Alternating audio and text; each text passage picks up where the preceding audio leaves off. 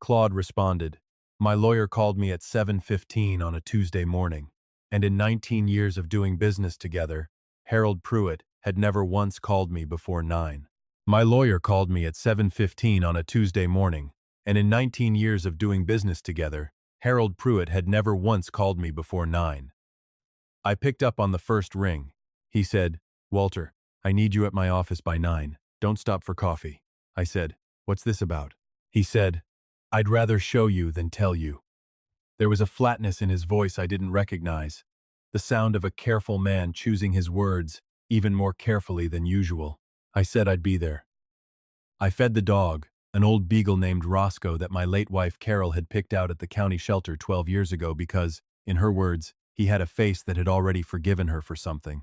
I put on my coat and drove into Tulsa from the house in Maple Ridge, and the whole way I ran through everything I could think of that might make Harold Pruitt skip his morning coffee to call a client before dawn.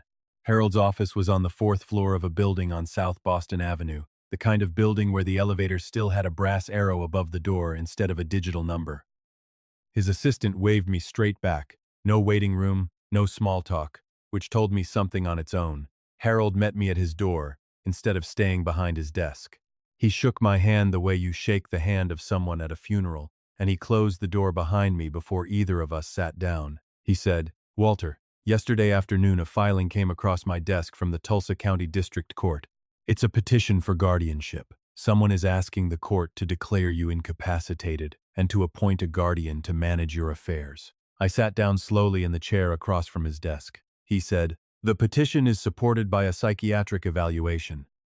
It's got a doctor's letterhead, a doctor's signature, a diagnosis of early-stage dementia with impaired judgment regarding financial matters." He slid a folder across the desk, the way you'd slide something you didn't want to be holding anymore. I opened it. The letterhead read Dr. Raymond Aldrich, Family Practice, Cherry Street. I had never in my life sat in an examination room with a man named Raymond Aldrich. I read the first page twice to make sure I wasn't imagining the sentence that said the patient exhibits a documented pattern of poor judgment, disorientation to time and place, and vulnerability to financial exploitation. I said, "Harold, I've never met this doctor." He said, "I know. I called his office myself first thing this morning before you got here." He said the woman who answered had gone quiet on the phone, then put him through to Dr. Aldrich directly, who confirmed within 30 seconds that he had never examined a patient named Walter Denby in his life, had never signed any such document, and was, in his words, extremely interested in finding out who had used his name and his license number to manufacture a diagnosis for a man he'd never met. I said, "Who filed it?" Harold turned the folder toward himself and found the second page. He said, "The petitioner is Douglas Pratt. Filing as your son-in-law." I sat with that for a moment the way you sit with a chest pain you're hoping is just heartburn. Douglas had married my daughter Renee 9 years ago in a ceremony at the Philbrook Museum Gardens that Carol had spent 4 months planning down to the last centerpiece. Carol had liked Douglas fine at first. Everybody did. He had an easy laugh and a way of remembering what wine you'd ordered the last time he saw you. It was Carol, 6 months before the cancer took her, who said something to me in the car after a Sunday dinner that I hadn't thought about in 3 years until that exact moment in Harold's office. She said, "That man measures every room he walks into." I'd laughed it off. She hadn't been laughing. Harold said, "The hearing is set for 3 weeks, from this Friday." I said, "I already know what you're going to ask me, and yes, we can fight it. But Walter, I need you to understand the mechanics of how these things work. A guardianship petition with a supporting medical opinion, even a fake one, gets taken seriously by a judge until it's disproven. Until that hearing, there's a real possibility the court issues a temporary order, freezing certain accounts as a precaution." I said, "Freezing what accounts?" He said. I said, "Potentially all of them." I looked out his window at Boston Avenue below, ordinary Tuesday traffic, people walking to jobs that had no idea what was unfolding 4 floors up. I said, "He's known me 9 years, Harold. He's had Thanksgiving dinner at my table 9 times, Harold said. "I know. That's usually how it works. I want to tell you plainly what I felt sitting in that chair, because I think it matters to the rest of this story. I did not feel panic, and I did not, in that first hour, feel rage. What I felt was something closer to recognition, the specific, cold clarity of a man who spent 31 years running heavy equipment operations and reading blueprints for a living. A man who had built Denby crane and rigging from 4 second-hand cranes and a rented lot in 1983 into a company with contracts across 3 states before I sold my share in 2019. You don't survive 3 decades in that business without learning to read a load before you lift it, without knowing exactly how much weight a cable can bear before it snaps. Sitting in Harold's office, I understood immediately that somebody had been calculating my weight for a long time and had gotten the math wrong. My name is Walter Denby. I'm 66 years old. I've lived in Tulsa my whole life except for 2 years in the Army and 1 bad winter in Denver that convinced me Oklahoma was where I belonged. And the man who filed that petition had made exactly 1 mistake he wasn't going to walk back from. Carol and I bought the house in Maple Ridge in 1994, a low brick ranch with a big backyard and a pecan tree older than either of us, and she filled it with the kind of order that made a house feel like it was breathing correctly. Carol Denby taught 4th grade for 26 years at Elliott Elementary, and she kept a small green notebook in the kitchen drawer where she wrote down things she didn't want to lose. Spelling test scores next to grocery lists next to a line of dialogue. One of her students had said that made her laugh so hard she had to leave the room. She was diagnosed with ovarian cancer in the spring of 2020 and died that October in the bedroom we'd shared for 28 years, with our daughter Renee holding one hand and me holding the other. I still have that notebook. I don't open it often, because when I do, I don't get much else done that day. We had 1 child. Renee was 38, a physical therapist at a clinic off Riverside Drive, married to Douglas Pratt, who worked as a regional sales director for a medical equipment company headquartered out of Dallas. Douglas had the kind of handshake men practice in front of a mirror, firm, but not aggressive, held a half-second longer than necessary. He remembered birthdays. He remembered the names of people's dogs. He was, by every surface measure, exactly the son-in-law you'd hope for. And I want to be fair here, because I think fairness matters even when you're furious. For years, I believed that surface measure completely. It was Carol who saw underneath it first, and it took me losing her to start seeing it myself. What I'd logged without acting on. The way you log a strange sound in an engine you keep meaning to get looked at. Started around 2021. 13. Questions at Thanksgiving about whether I'd updated my will since Carol passed. A suggestion, delivered as a favor, that he could have someone he trusted review my investment accounts, since financial planning wasn't really my area of expertise. It wasn't, particularly, but 31 years of running a company that moved steel beams and boiler tanks across 3 states teaches you plenty about contracts, liability, and reading a man's intentions underneath his sentences. By 2022, the questions had a rhythm to them. How was I managing the house alone? Had I thought about whether Maple Ridge was too much space for 1 person? Whether I'd considered a durable power of attorney, just in case, given that I wasn't getting any younger. I wasn't getting any younger. Thank you for watching. I wasn't getting any younger. I was also walking 3 miles most mornings along the river trail and had passed my last physical with numbers my own doctor called enviable for a man of 50, let alone 66. I found out how far Douglas had actually taken things on the Tuesday morning Harold Pruitt called before sunrise. From Harold's office, I drove straight to the office of an attorney named Priscilla Okafor, who specialized in elder law and guardianship litigation, whose name I had in my phone because 3 years earlier my estate attorney had mentioned her almost in passing when I'd asked, half joking, whether he knew anyone who handled that kind of fight. He'd said there was exactly 1 name in Tulsa worth knowing for that, and it was hers, and that she didn't do consultations, she did triage.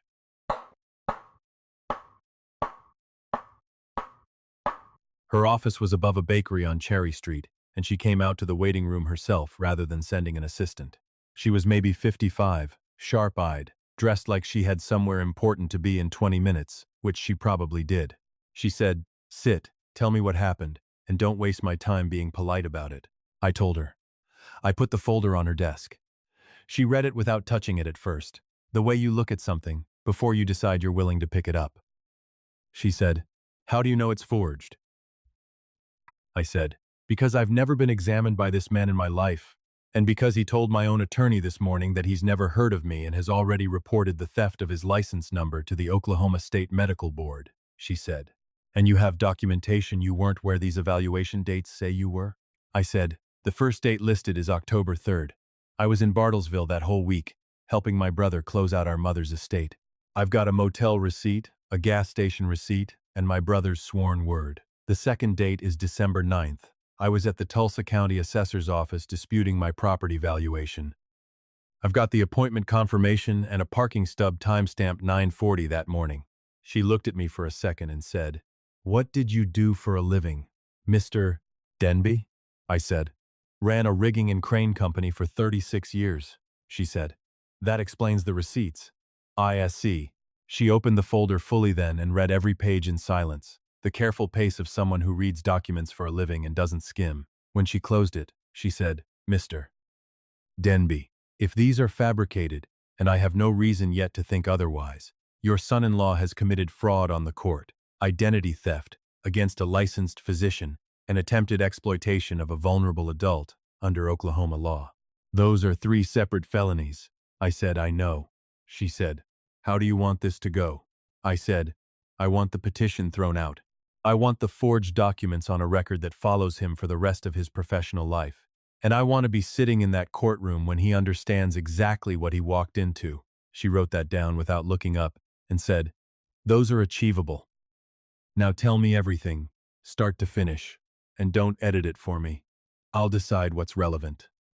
I talked for the better part of an hour. She asked, when I finished, 3 questions. Did Douglas have legitimate access to any of my accounts? No. Everything had been restructured after Carol died, with Renee as my designated backup on paperwork, never Douglas. Did Renee know what he'd done? I told her I didn't know yet, and I wanted to find out before I assumed anything either way. Had I kept any record of the conversations where Douglas raised the power of attorney and the estate questions? I told her I had contemporaneous notes, dated, on every one of those conversations going back to spring of 2021, because 36 years of running a business teaches you that if it isn't written down, it didn't happen in any way a court can use. She set her pen down and said, "In 11 years doing this work in this county, I've had maybe 3 clients walk in here with what you just handed me." I said, "I built cranes for a living. If you don't measure twice, somebody dies." I just never expected to need that habit for this. Priscilla's investigator was a retired sheriff's deputy named Frank Ostrowski, who worked out of a small office near the fairgrounds and wore, in every meeting I ever had with him, the same tan windbreaker regardless of weather. He came back to her 4 days later with what he'd found, and what he'd found wasn't opportunism. It was architecture. Coat. Douglas had spent close to 2 years researching Oklahoma guardianship statutes, had located a document mill service out of a print shop in Broken Arrow that produced convincing medical letterhead templates for a fee, and had constructed 4 fictional evaluation appointments that never happened. He had lifted Dr. Aldrich's actual signature by tracing it from a scanned insurance form. Aldrich's office had once faxed to Douglas's own employer for an unrelated workplace physical years earlier, a form that had nothing to do with me at all, but that gave him a real signature to copy. Frank also found that Douglas had opened a business account 4 months earlier under an entity called Pratt Family Asset Management LLC, registered in Rogers County, purpose listed as financial stewardship services, no clients, no revenue, no activity of any kind, an empty container built and waiting. Priscilla stared at that filing a long time. She said, "He built the receiving end before he built the fraud. He was that confident you'd be processed." I said, "He's had dinner at my table for 9 years. She said, "He saw an aging widower with no one checking his math. He saw the outside and drew a conclusion." I said, "My wife told me years ago he was always calculating something." Priscilla said, "She was right. He just wasn't accounting for the right variable." Then there was the matter of my daughter, and I have to tell that part slower, because it's the part that cost me the most, and the part I've turned over the most times since. I called Renee on a Wednesday evening, 10 days before the hearing, at Priscilla's advice, because I needed to know where she stood before I walked into that courtroom, and because, whatever the answer was, I needed to hear it in her voice, not secondhand. She picked up sounding like herself, which almost undid me. I asked her to listen all the way through before saying anything, and then I told her everything. The folder, the forged doctor, the timeline Frank had reconstructed, the empty LLC sitting in Rogers County like a trap already set. When I finished, There was a silence on the line long enough that I checked twice to see if the call had dropped. She said, "Dad, I didn't know about any documents. I swear to you, I didn't know he forged anything." I said, "What did you know?" She said, "He told me he'd filed something to protect you. That living alone at your age, after everything with Mom, it was the responsible thing to do." He showed me a one-page summary, not the actual filing. He said the legal parts were too technical to bother me with. I sat with that phrase for a second. The legal parts were too technical. The specific shape of a sentence a man uses when he needs his wife agreeable without being informed. I said, "Renee, are you going to stand behind what he did, or are you going to tell the truth, all of it, even the parts that make you look like you should have asked more questions?" There was a long quiet, the particular quiet of someone finally looking at something they'd been stepping around. She said, "I'll tell the truth, whatever it costs." I told her to meet with Priscilla the next morning and bring everything in writing, texts, emails, all of it. She said, "I have texts, Dad, a lot of them." I said, "I know, and Renee, I love you. That's not up for negotiation because of any of this. But what he did is a crime, and how you handle the next 10 days matters." She said, quiet, "I know that." Then said, "I'm sorry I didn't push harder to see the actual paperwork." I said, "Push harder starting now." Priscilla met with Renee the next morning and called me that afternoon. 41 text messages across 11 months. Renee had understood there was some kind of legal filing underway. She had not known any medical documentation existed, let alone that it was forged. She had been managed, carefully and deliberately, by her own husband, in a way that was legally meaningful and, Priscilla said flatly, exactly the kind of thing a judge would want to see documented. Priscilla also told me she'd filed a formal complaint with the Tulsa County District Attorney's Office, on top of the medical board referral doctor.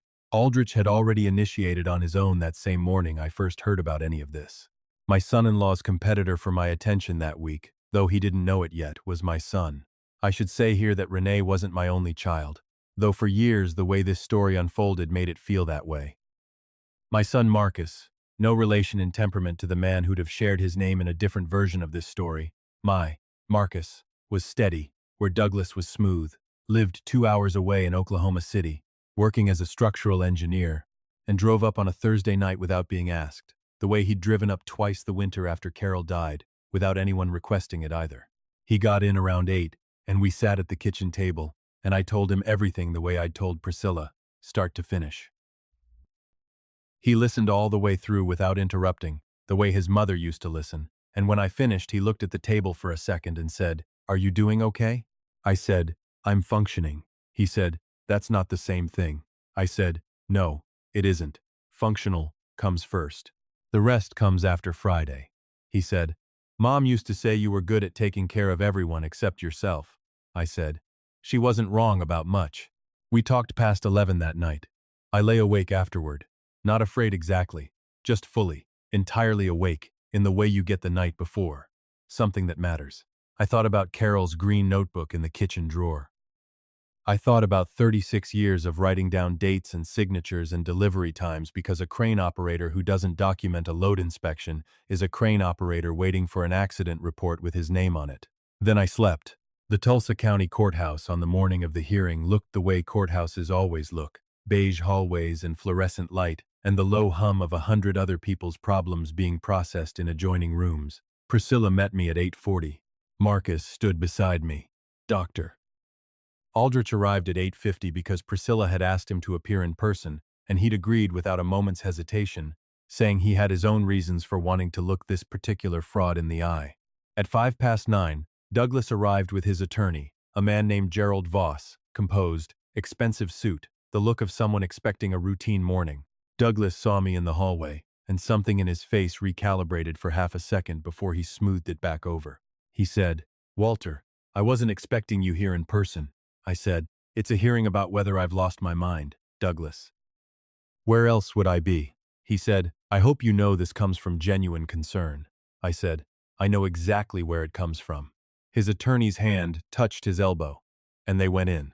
The judge was the Honorable Patricia Kim, 14 years on the Tulsa County bench, known around the courthouse for having no patience whatsoever for wasted time. She reviewed the file, looked up, and asked counsel to identify themselves. Gerald Voss stood for Douglas, the petitioner. Priscilla stood for me. the proposed ward.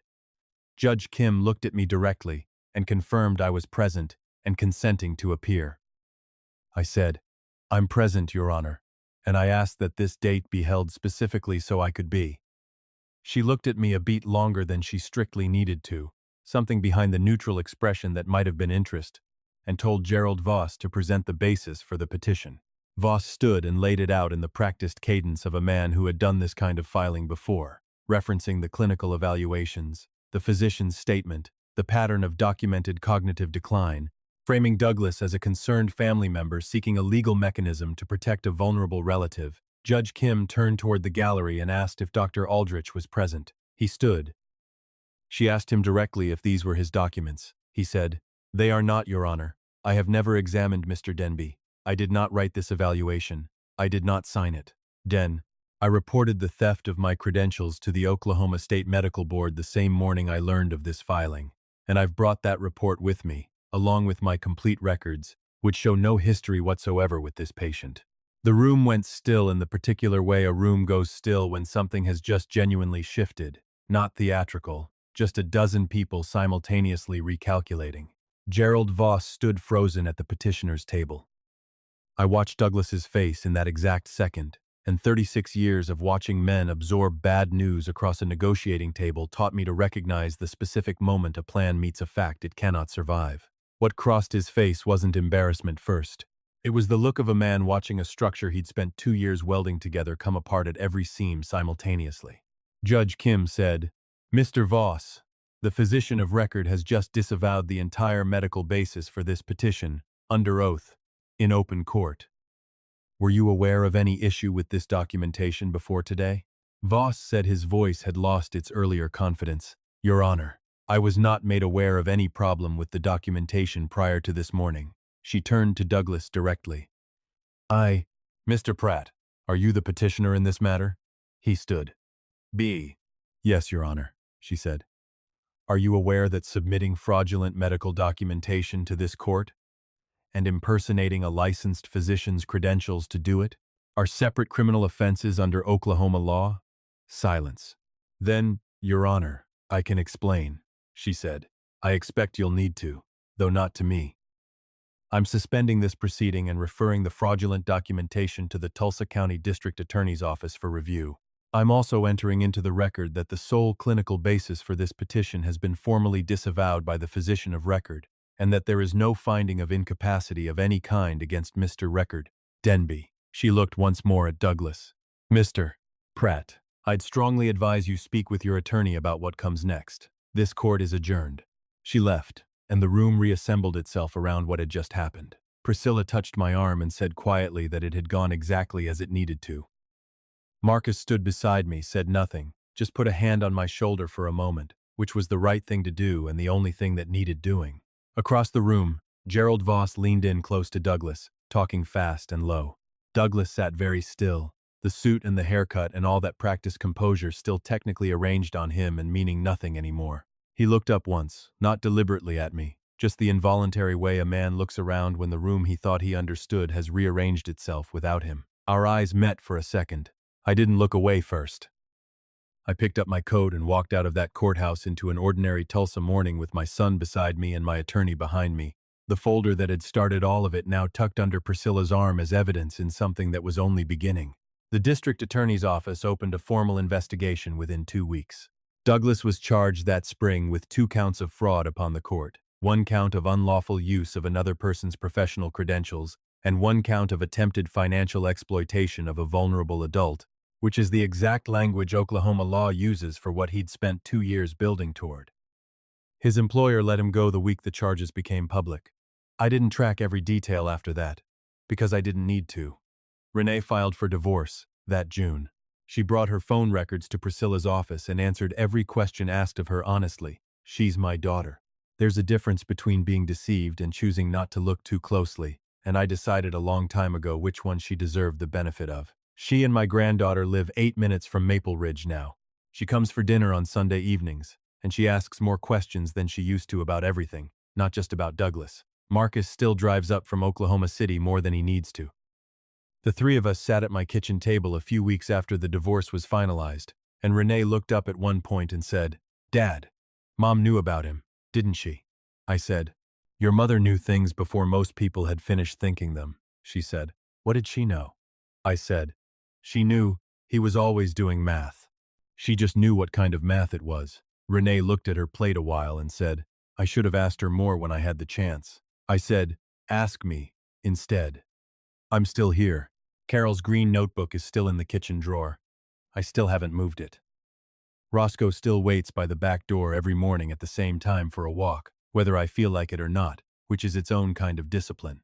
The house on Maple Ridge sits inside the Walter and Carol Denby Family Trust now, with Renee and Marcus as equal beneficiaries, and Priscilla Okafor named as successor trustee if anything should ever happen to me before I've had the chance to update it myself. Everything I own is written down somewhere. I can put my hand on it in under 10 minutes. The documents that once claimed I couldn't manage my own affairs are sitting in a criminal case file as evidence now, which is the only kind of record that was ever going to matter. My father ran a machine shop in Sand Springs for 30 years, and he used to say a man's worth is measured by what he builds and by how hard he fights to keep it standing. I didn't understand that as a young man the way I understand it now. I built something over 36 years, one crane and one contract at a time.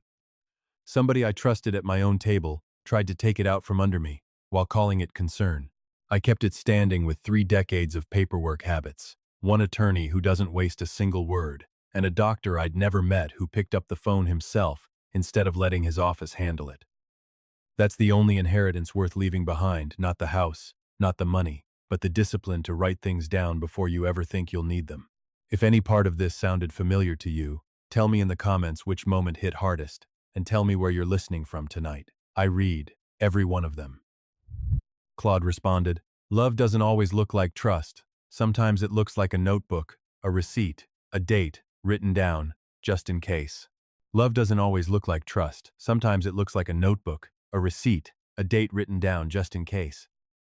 Carol taught me that watching closely and writing things down wasn't suspicion, it was care in its most patient form. The people who truly love you don't mind being questioned, and the record you keep quietly today might be the very thing that protects your family tomorrow. A small note for you. This story was written and fictionalized by AI for entertainment purposes, while hoping to share a genuine and positive life lesson with you.